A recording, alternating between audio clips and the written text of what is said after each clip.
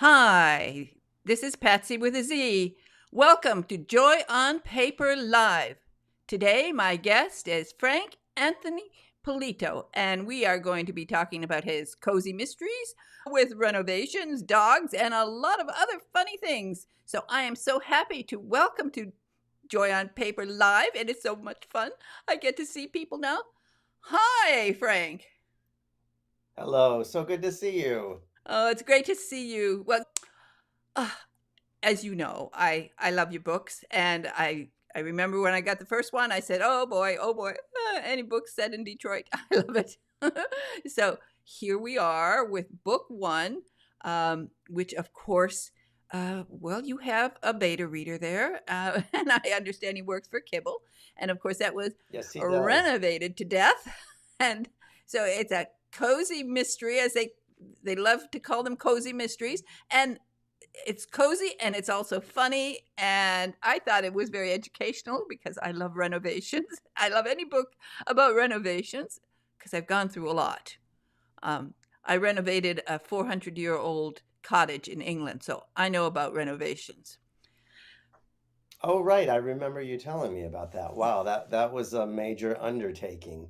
I'm actually here in our uh 1924 Craftsman Colonial. It's 100 years old this year, and we moved in almost 11 years ago, and we are still renovating.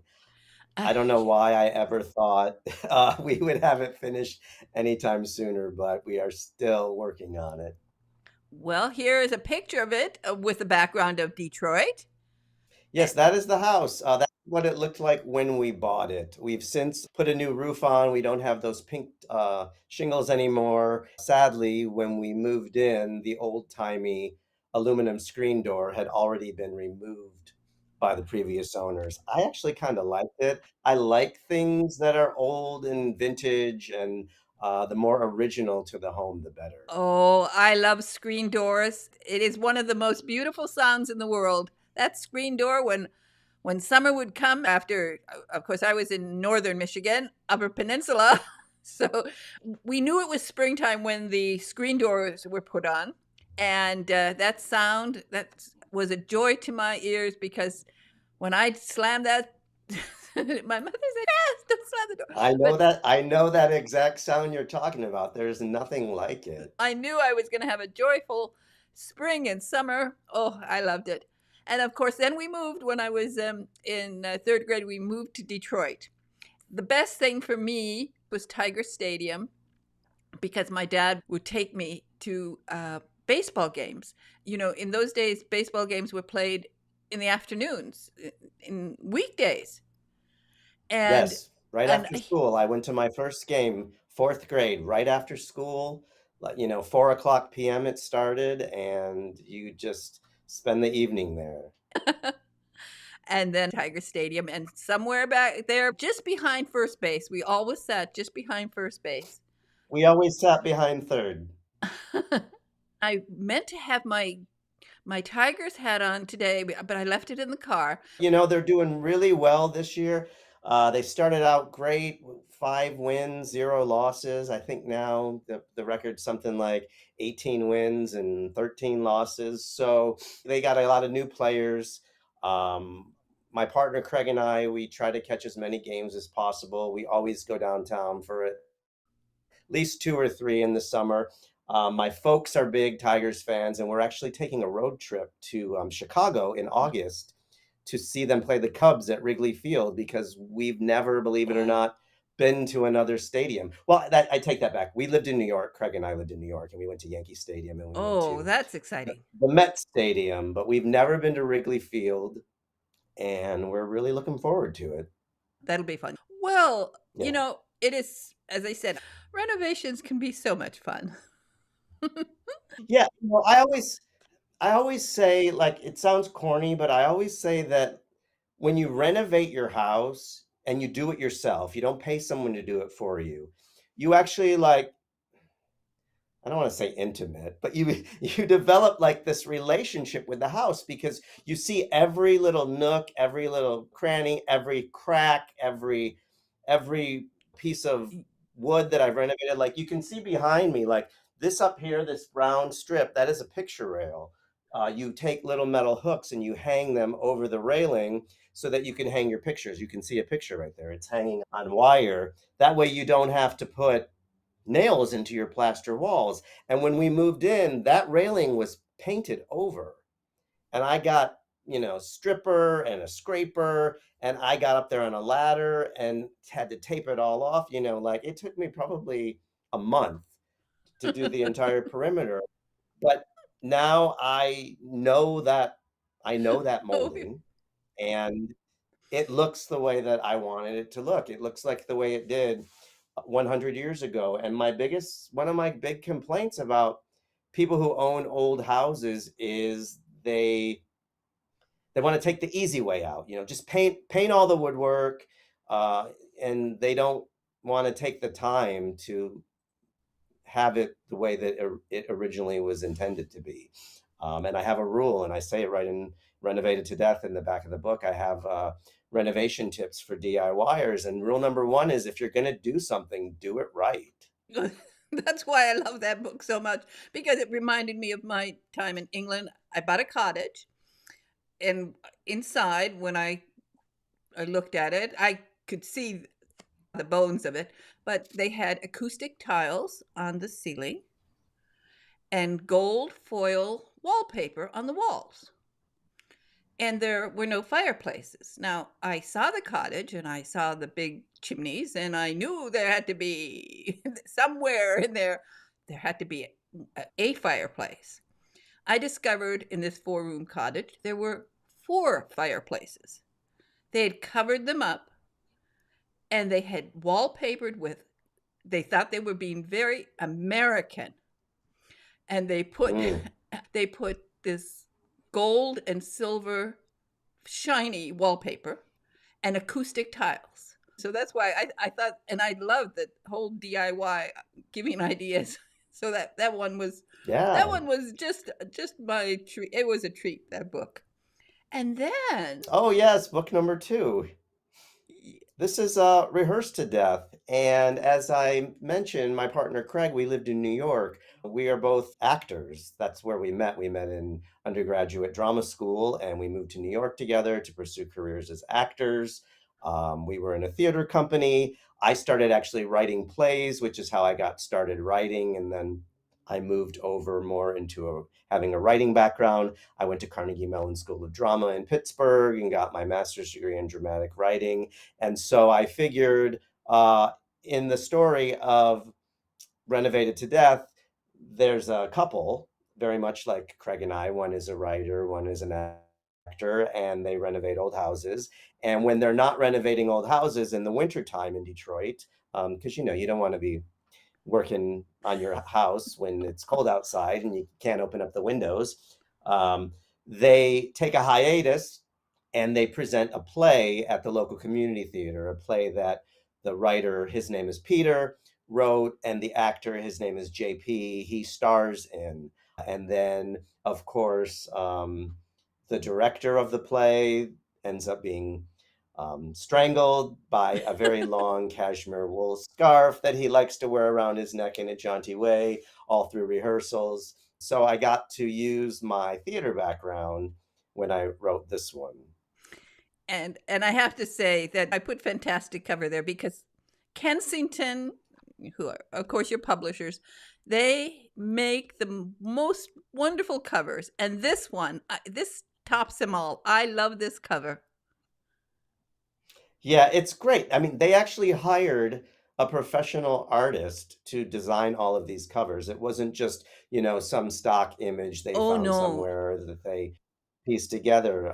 They hired a Japanese artist to do all of these, and they try to keep them on theme. In the first book, they have the guy up on the ladder, and there's a hand reaching in, trying to pull him off. And now in this one, they've got them fighting over the costume for the play. So yeah, it's they really, have the really best fun. And illustrators. yeah, it's fun and it's light and it tells you right away this isn't a serious drama. This is going to be a fun, light comedy read. Have you had a poster made of this one? I would have this up in wherever I'm having breakfast. I would like to look at this poster every morning. It's just so Uh, cool. well, yeah, it's fun. I haven't quite gone that far yet, but maybe someday I'll get copies, blow ups made and frame them and hang them on the wall in my office. Yeah, it's great. And so tell us a little bit more about this story because as I don't know if I mentioned to you that I was actually in a little theater production, quite by accident. Now, being a professional and having been in the theater, you can imagine if suddenly, for absolutely no reason whatsoever, the producer picks somebody who's just watching her kids in a play and he just says, "Well, we need an extra. Put her on stage." This was the Fiddler on the Roof, and all of the women in there were professional dancers. And I've never danced other than the polka with my dad. Well, I actually think, I mean, it's probably was a little shocking to you to just be thrust into it, but I really believe that everyone at one time in their life, even if it's just one time, they should be in a play because you learn so much about being a part of an ensemble. And it's like I say that it's like being on a sports team, you know, unless you're doing a one person show, everyone is reliant on everyone else, and you learn a discipline, and you know, you learn your lines and you learn your cues, and it's just fun. That's why they call it a play. It's just it's fun, and I think everyone should I experience agree. it at There least should be once. more little theater. I had a lot of fun. Well, you know, it's not, it's, I always say it's not brain surgery. It's, you know, it's play. It's meant to be fun. It's fun. And so, and this book, I thought it was a lot of fun. Just the entire story is great. You're such a good writer. Well, I partly having written plays, of course, you write in that cinematic way. You know, you make things move. It flows nicely. Oh, I appreciate that. Yeah, I really try, you know, every story I write, or at least for these cozy mysteries, they're all told in first person from the point of view of the writer character, Peter PJ Penwell. And I always write them in his voice as if it was a one man show and he is telling you the story.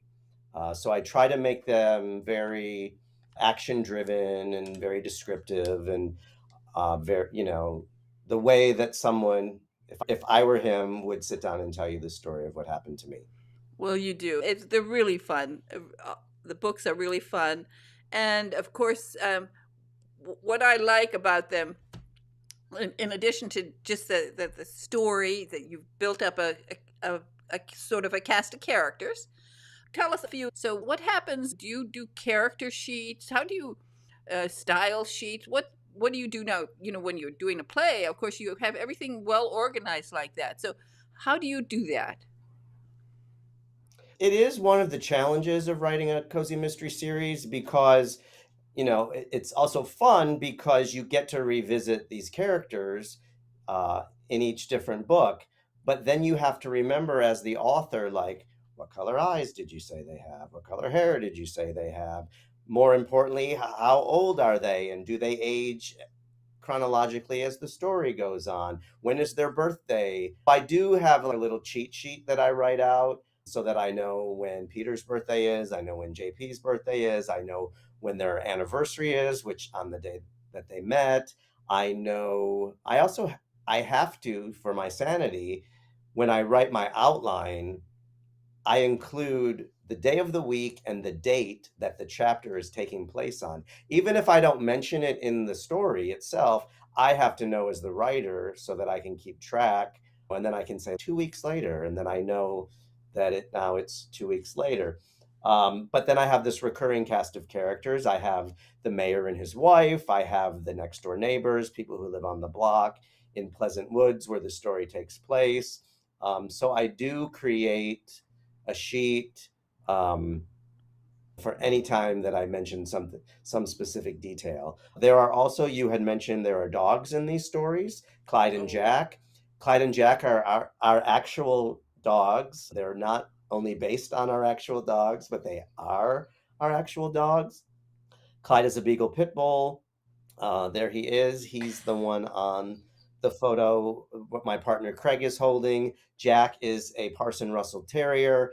And one of the things that you may notice, they don't look exactly alike because, of course, they're different breeds, but they look very much alike, down to the fact that they both have this like little half shaped moon eye patch over their left eye. They both have one side of their face is brown, one side is white.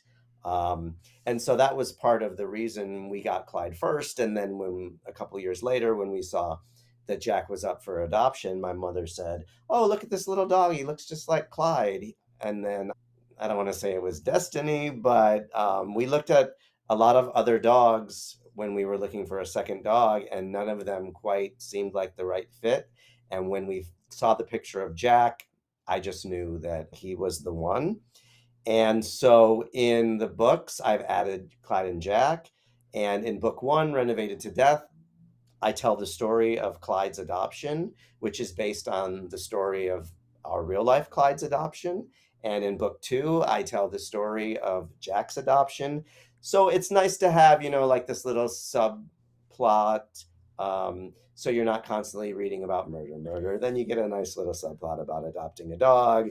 And then, of course, there has to be conflict because it's drama.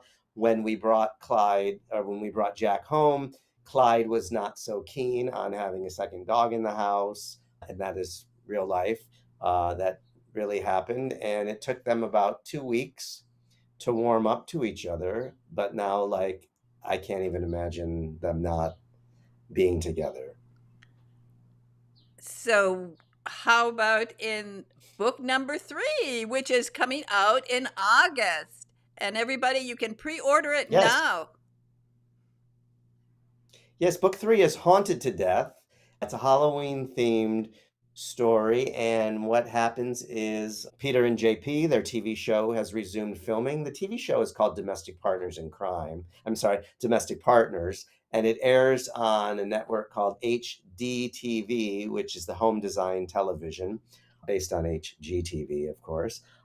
And they find a house in Pleasant Woods that is in need of renovation that is rumored to be haunted. It's one of the oldest houses in the town. It was built in 1913 by a lumber baron who was the founder of the town. His last name was Woods. That's why he named the town Pleasant Woods. And the house is rumored to be haunted. And 25 years ago, the owner, she was the great great granddaughter of the lumber baron. Um, she fell off the third floor balcony to her death, or was she pushed? No one ever knew what exactly happened to her. The police ruled it an accident because, of course, in a tiny little town like Pleasant Woods, no one is ever, nothing, there's no crime and no one is ever murdered. But now, 25 years later, the house is rumored to be haunted by her ghost. And it's been sitting abandoned for the last 25 years since she passed. And it is now has now been bought by her daughter and her daughter's fiance, and they are getting ready to move in. And the house needs some renovation. They hire Peter and JP to renovate the house. And once they start working on it, things go bump in the night, as they say. There's a portrait of the and it's a cozy, so it's I always say it's very Scooby Doo. It's like there's a portrait on the wall of the woman, and if you look at it, you could swear you see her eyes move. And there's a bookcase, and when you lean on it in one spot, all of a sudden it slides over and reveals a hidden passageway. Or they go into the house one day with Jack and Clyde, and Jack jumps up onto this little chair that's leaning against a wall, and then the wall spins around and revealing another secret passageway that they go inside. And it's meant to be a lot of fun. Not only is there the mystery of um, who killed the woman, did someone kill the woman, but is the house really haunted? So and I had a lot of fun writing it. I love Halloween, and there's a costume party, and it really makes for a good backdrop. They tell me the holiday cozy mysteries are very popular, and Halloween is becoming just as popular for readers to read about as Christmas. So I'm looking forward to getting this one out there. And it's another great cover. I love it. I You do. know, I do. I yeah. And again, we got the two hands, and um so I'm very excited for some fall vibes to get here for this one. It's great. What I like about you is that you have this enthusiasm. And I just telling people, Frank is standing up because he's a performer, and I don't know, maybe he just wants to perform for us today. Are you a singer and a dancer, or do you are just an actor?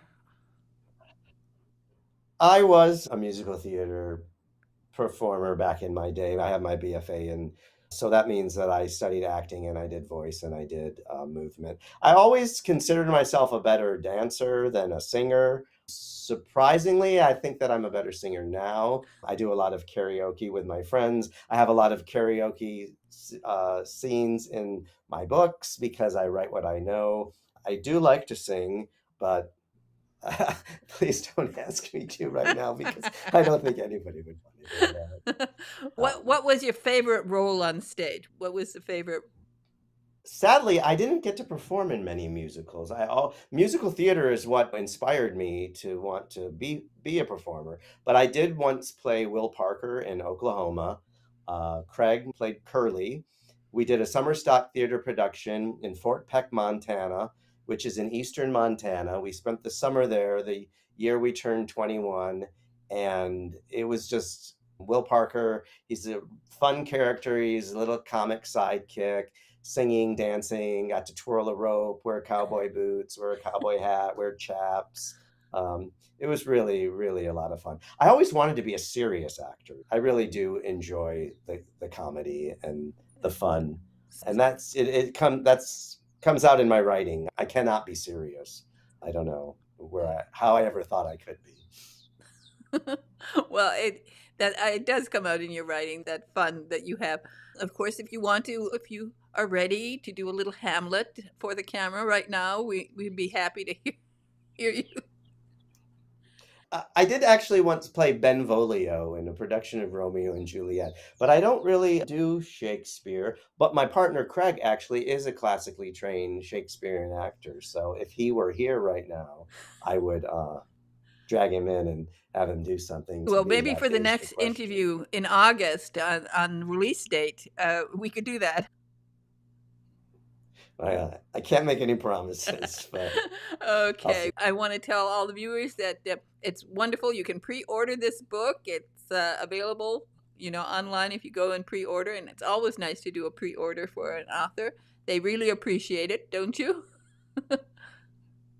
I sure do. Yes, thank you. I appreciate anybody who takes the time to read my book, whether they buy it, get it from a library, borrow it from a friend. Like, seriously, like you write a book and you spend all this time writing it and it exists. It's this tangible thing that you can touch, but it's like a play. If no one goes to see it, then what's the point? So if you write books and no one reads them, Your it's I books don't are know. so good, really. They are. They're so well written, and the storylines are great. We want to encourage people to read your books. They're really filled with that joy on paper when you can feel when a writer is writing and having fun, and it comes across to the reader. Thank you so much for joining me today on Joy on Paper Live. It's so nice that I can now see people. And as I said, you'll be back here in August, Yeah. and we'll talk more about the release and Halloween and the fun that you're having. Okay? Sure, and hopefully by then my downstairs will be painted and all the cracks will be primed and the plaster will be fresh and new because I just started working on it yesterday. And I expect it's going to take a while because it always does. Rule number two, I believe, is everything takes longer than you think it will. If my sister says it's a good cozy mystery, it's a good cozy mystery because she is the connoisseur of cozy mysteries. So thank you for being on Joy on Paper today. Natalie sends her best regards to you. And we have fond memories of Thank Detroit, you. and that's one of the reasons we love reading your books. I appreciate it. Thank you. Thank you. Bye bye now.